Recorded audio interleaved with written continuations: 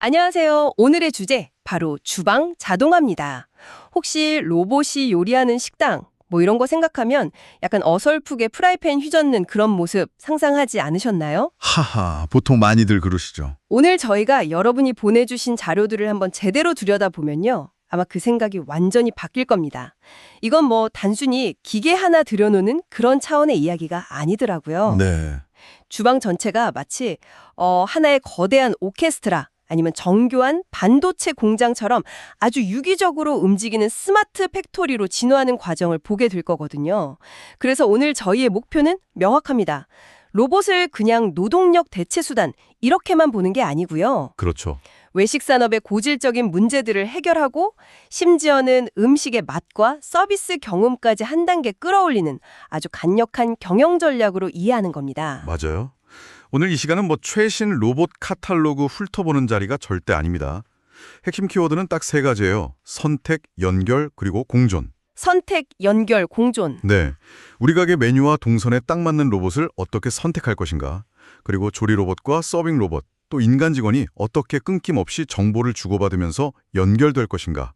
그리고 가장 중요한 질문이죠. 이 모든 기술 속에서 인간은 어떤 역할을 하면서 어떻게 공존할 것인가. 성공적인 자동화는 로봇의 팔이 얼마나 빠른가 이런 하드웨어 사양보다는요. 이 모든 요소가 얼마나 조화롭게 정렬되어 있느냐에 달려있다는 점을 먼저 말씀드리고 싶네요. 좋습니다. 그 거대한 퍼즐을 그럼 하나씩 맞춰보죠. 모든 것의 시작은 역시 하드웨어, 그러니까 어떤 로봇을 채용할 거냐, 이걸 결정하는 거겠죠? 그렇죠. 자료들을 보니까 이게 그냥 장비 구매가 아니더라고요. 거의 경영 전략적 결정이다 이렇게까지 표현하던데요. 가장 먼저 뭘 따져봐야 할까요? 가장 중요한 기준은 자유도, 즉 DOF랑 기구학적 형태입니다. 자유도요? 네. 모든 일에 최고급 만능 로봇을 쓰는 건 그냥 간단한 메모하려고 최고 사양 컴퓨터를 사는 것과 같아요. 명백한 과잉 투자죠. 아, 먼저 자유도, 그러니까 로봇 팔에 관절이 몇 개 있느냐를 봐야 해요. 3축이나 4축 로봇은 위아래, 앞뒤, 좌우, 그리고 회전, 이 정도만 가능하거든요. 네. 그래서 재료를 옆으로 옮기거나 피자 도우에 소스를 둥글게 펴 바르는 것처럼 좀 평면적이고 단순한 반복 작업에 아주 효율적이에요. 아, 그러니까 딱 필요한 만큼의 움직임만 그만큼만 수행하는 거군요. 그럼 6축 이상, 소위 말하는 다관절 로봇은 인간의 팔처럼 훨씬 자유로운 움직임이 가능하겠네요. 바로 그거예요.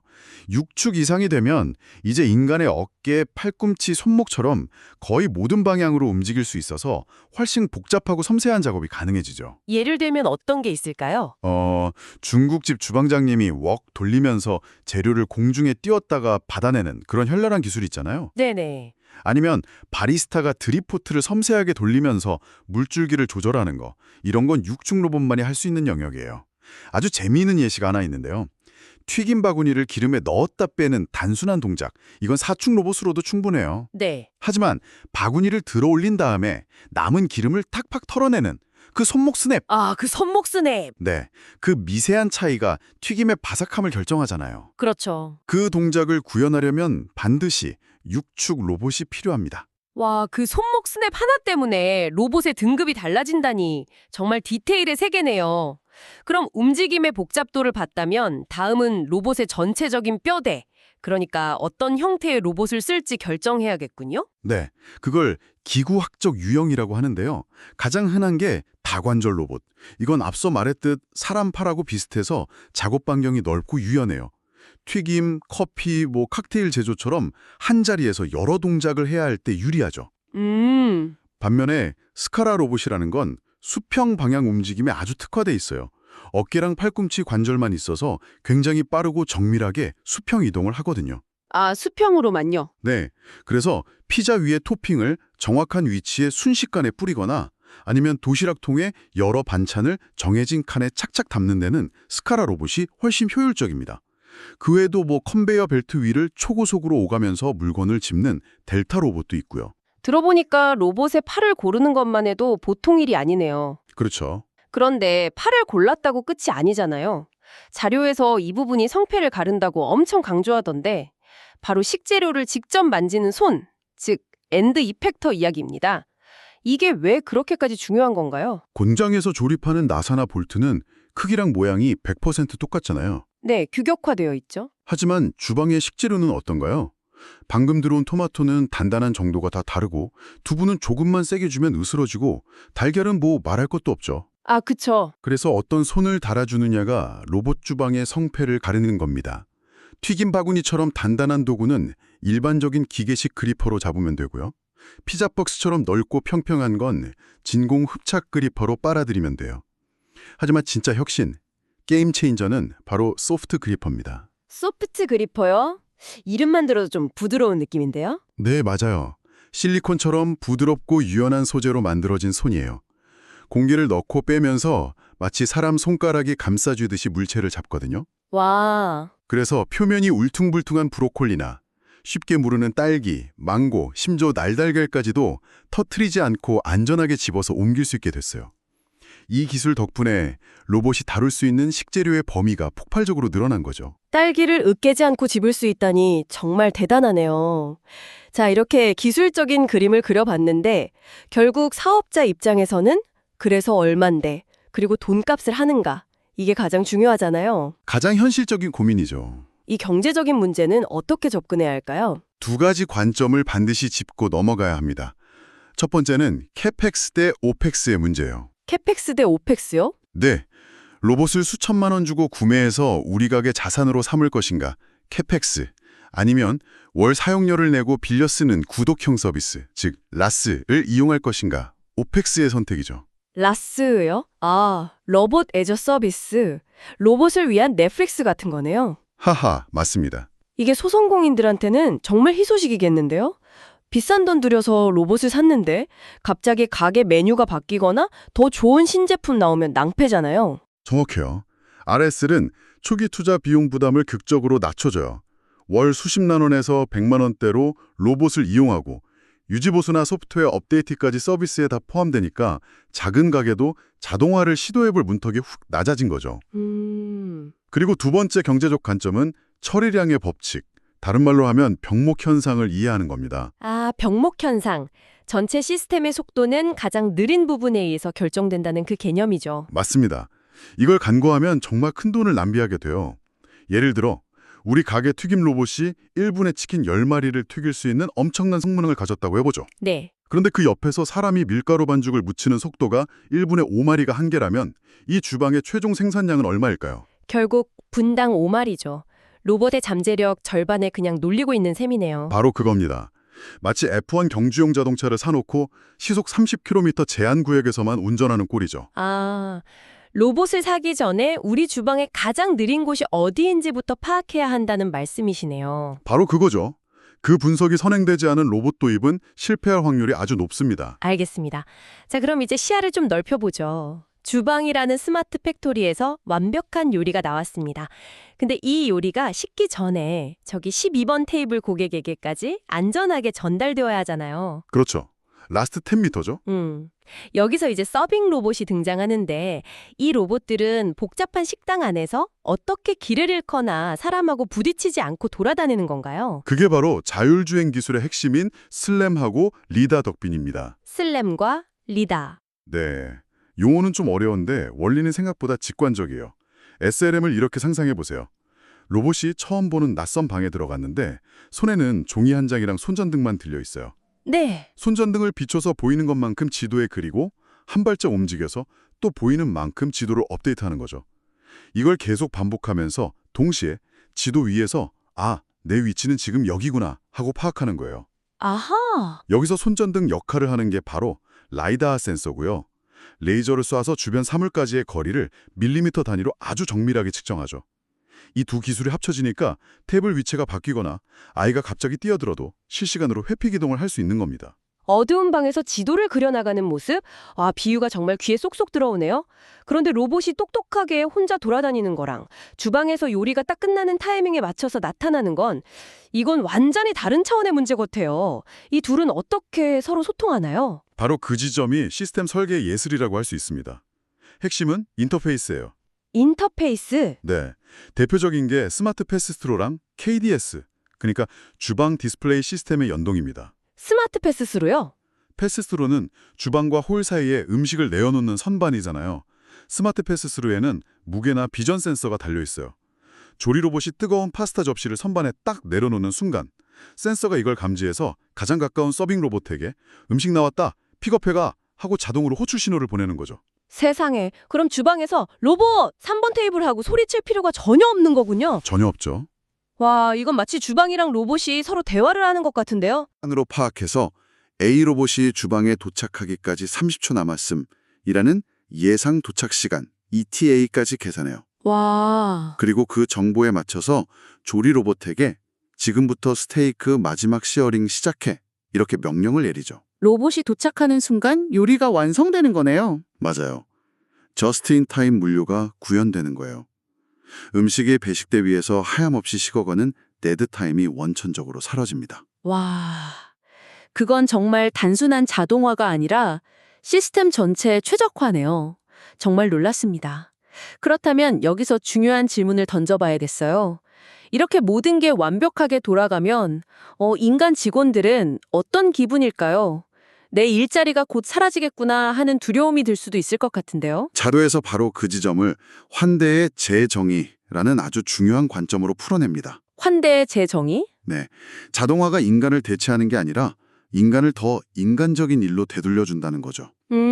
로봇이 뜨겁고 무거운 접시를 나르는 이동 노동을 대신해주는 동안 직원은 뭘 할 수 있을까요? 글쎄요. 고객의 테이블에 더 오래 머물면서 음식에 담긴 스토리를 설명해주고 와인을 추천해주고 아이의 눈높이에 맞춰 대화하는 관계 노동에 집중할 수 있게 됩니다. 그게 이제 낙관적인 시나리오겠죠. 하지만 현실적으로 사장님 입장에서는 이제 서빙 직원을 절반으로 줄여도 되겠네 이렇게 생각하면서 인건비를 아끼려 하지 않을까요?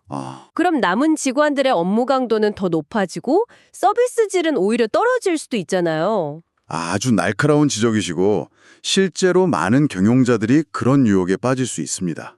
하지만 잔류에 나온 성공 사례들은 정반대의 이야기를 해요.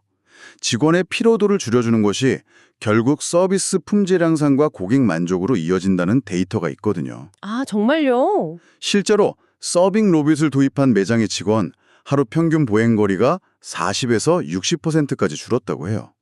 퇴근할 때 발이 퉁퉁 붓는 고통에서 해방된 직원은 고객에게 한 번이라도 더 웃어줄 수 있는 에너지를 갖게 되죠.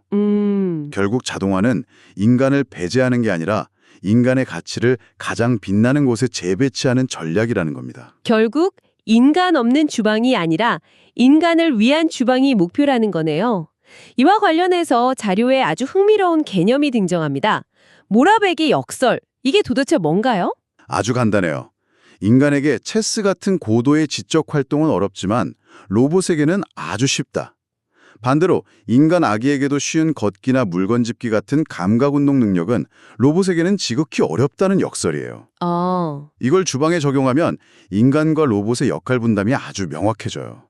제 컴퓨터는 세계 챔피언을 이길 수 있지만 냉장고에서 우유가 상했는지는 전혀 알 수 없는 것과 같은 이치군요. 하하, 정확한 비유입니다.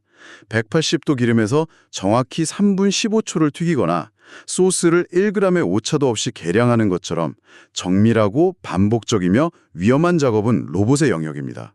인간은 지루해하고 실수를 하죠. 그렇죠. 신선도를 눈으로 보고 손으로 만져서 판별하거나 오늘 날씨가 습하니까 간을 미묘하게 조절하거나 음식의 색조합을 고려해서 예술적으로 플레이팅하는 것처럼 복합적인 감각과 유연성, 창의성이 필요한 작업, 이건 여전히 인간의 고유 영역인 거죠. 그 원칙을 실제 주방의 업무 흐름에는 어떻게 녹여낼 수 있을까요?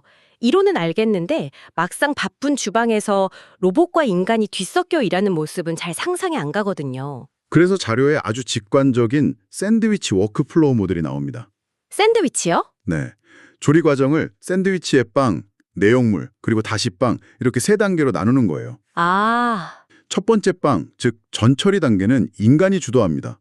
모양이 제각각인 감자를 씻고 껍질을 벗겨서 로봇이 다루기 쉬운 일정한 크기로 잘라주는 거죠. 비정형적인 식재료를 표준화하는 작업이에요. 그리고 샌드위치의 핵심인 내용물, 즉 메인 조리는 로봇이 맡는 거고요.